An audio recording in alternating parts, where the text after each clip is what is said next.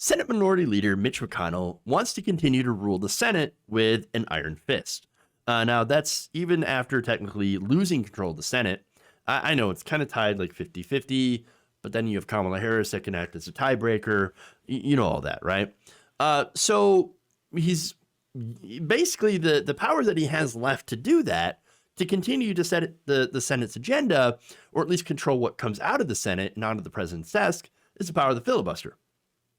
Now, that means, of course, he can block any legislation that does not meet a 60-vote threshold, which, again, as the minority leader of the Republican Party, I've already told you and showed you many instances of the Republican Party essentially being obstructionist for the sake of being obstructionist. They are the reactionary party. They're not really interested in governance or bipartisan governance.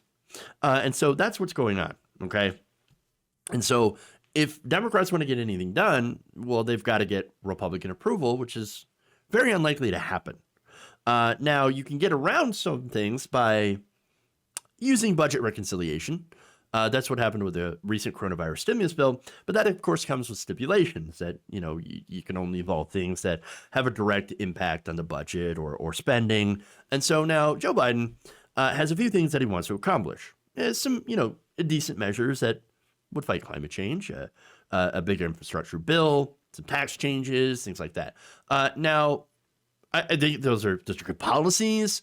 Would I go bigger, bolder? Of course I would, but that's just me. I'm a leftist. But generally, in the scope of what we can do, what can be accomplished in the type of government that we have, positive things like negative things.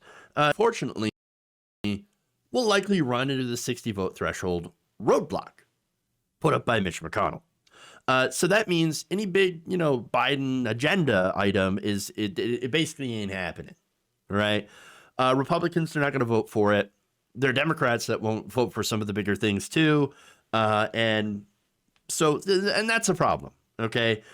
And now we're progressives. We've told a lot of people, hey, you know what? We want to get rid of the filibuster. Now, there's conservative Democrats and the president that said, no, we're not going to get rid of the filibuster. Joe Manchin, Kirsten Sinema, Joe Biden, not going to go nuclear, okay? Now, there has been talk, however, about tweaking the filibuster. So now this is interesting. Now, what they want to do is basically turn it back into the talking filibuster, which is interesting. And now, under the framework, at least one senator in the minority would have to stand on the Senate floor and keep talking in order to maintain a filibuster. Now, Republicans could get around it by talking in shifts and preventing anything from getting done. One senator goes and talks for a while and then tag team, right? You bring in another senator and he continues and it just goes ad nauseum until everybody gets sick of it and drops the matter. All right. Well, okay, so there's that. So now, by the way, in case you think that they wouldn't do that, they absolutely would. Of course they would. Republicans are petty. Let's just see that, right?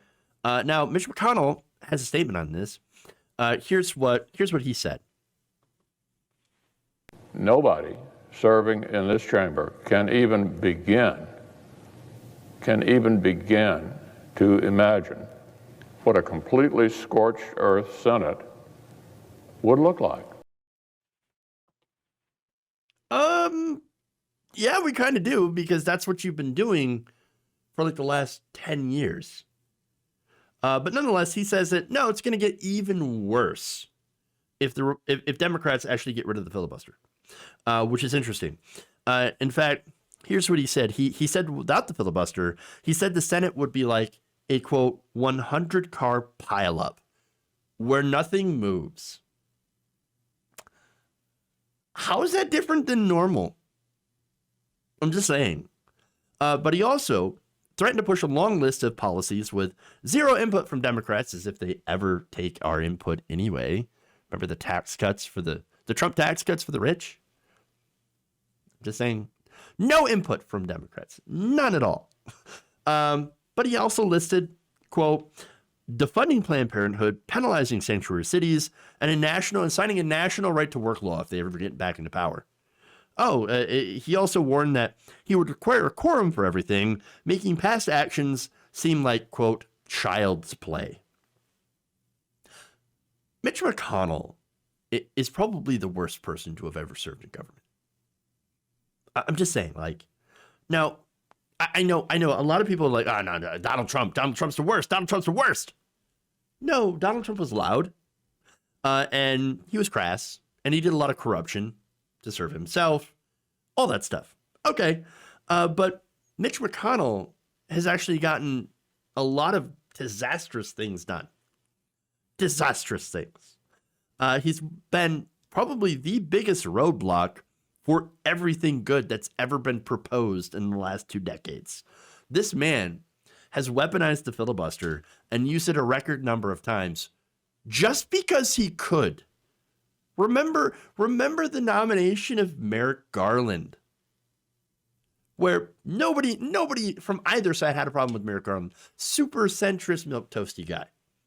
They wouldn't allow it because guess what? Obama nominated him. That's it. That was enough. That was enough. The hypocrisy from Mitch McConnell is unparalleled. Nonetheless, there are people out there that are saying, well, we should take Mitch McConnell very seriously because if he makes it so that quorum happens, then that's going to cause a gigantic pileup. In fact, one of them says, with only 50 seats for each party, more frequent quorum requirements could get messy quickly, could lead to bills being passed out of pure spite. Again, I don't know how much differently that would be than what we're going through today. But here's the thing, right? Republican politicians have shown over and over they despise the American people. I mean, depending on, like that's what he does. That's what he does. He passes laws that are against the American people and in favor of just basically the rich and corporations. And so this is a problem, okay? But all right, how do we get past that?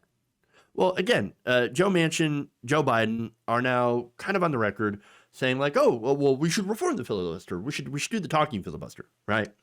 All right, well, in a lot of situations, the talking filibuster wouldn't do a whole lot because Republicans find a way around it.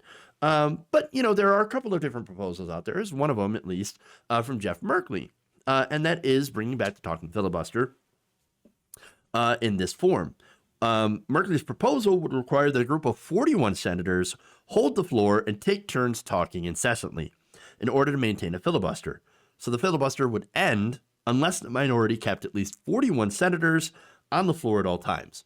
That, to me, would be very entertaining. That would be great.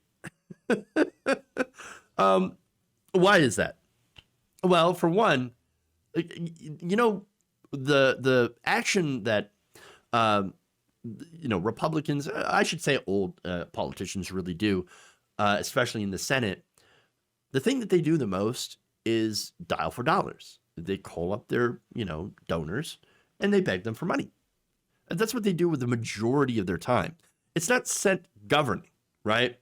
Or even reading what's in pieces of legislation they passed. No, they spend their money. They spend their time on the phone begging for money from their big rich donors. And so if you require the talking filibuster, well, anytime they want to block something, 41 of them would have to stop dialing for dollars and have to stand on the floor and talk. I could go for that. I mean, I kind of like that just for that specific reason alone. I mean, again, imagine the majority of Republicans or Democrats, for example, having to stand there talking for as long as they want to filibuster something without going home, without fundraising, having to essentially live in the Senate chambers and do things. Oh, it's great. Awesome. I love it. But hey, look, seriously, though, if you actually want to get things done, you could just end up getting rid of the filibuster and call Mitch McConnell out on this bluff. I mean, I think that would be the most effective option. I don't think Democrats have the balls to do that. Unfortunately, some do, of course. Some are calling for the end of the filibuster. I was actually wrong when I talked about Durbin. Dick Durbin actually does support at least reforming the filibuster. And there are other centrist Democrats on board. But then again, you go over to the progressive wing and they're like, yes, get rid of it already. Because you know what? We're not actually able to do anything. We're not going to be able to do anything for the American people if this continues. And so, I mean, whatever happens, like, it's clear that this is going to come to a head in the Senate. Because, hey, it turns out Democrats are actually finding out that when you do things for the American people, they actually like it. And I think the stimulus bill, despite lacking a lot of important things, you know, the $15 minimum wage, is still an incredibly popular piece of legislation. People like it, which makes me think that some Democrats who are afraid of doing things, of doing too much, are starting to reconsider that position. And that's kind of a good thing. I would like our politicians, our representatives, to do more. That said, I know ain't none of them going to do like Medicare for all. Of course not. You still have to realize that they are too beholden to their donors to do things like that, things that are big and bold. But there are Democrats that still want to do good things, positive things. For example, immigration reform, right? Making sure that DACA recipients have pathway to citizenship. That is stuff that doesn't affect their donors. This is stuff that they're willing and able to do, that they brought up on the floor several times and couldn't get past the Republican filibuster. And so, again, Republican cock blocking has basically stopped a lot of positive things from happening. Positive things, even that are, you know, from my point of view, are fairly moderate, would still have a positive effect on the country and on the people.